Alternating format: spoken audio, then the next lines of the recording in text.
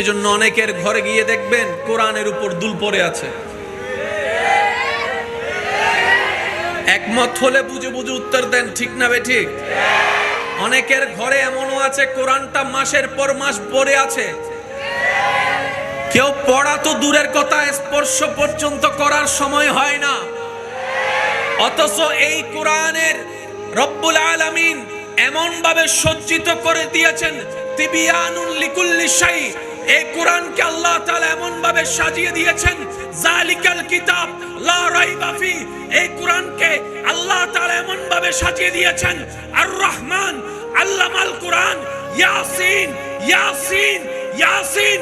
রব বলে কোরআনকে যদি ধরে রাখতে পারো, নবীর প্রেমকে সাথে নিয়ে আমি আল্লাহ কোরআনকে সাজিয়ে দিয়েছি এমন সুসজ্জিত ভাবে, পৃথিবীর সবাই সব প্রশ্নের মধ্যে গিয়ে আটকাই গেল, কোরআন যারা বহন করবে তারা কখনো আটকাই থাকবে না। চিৎকার দিয়ে বলেন সুবহানাল্লাহ।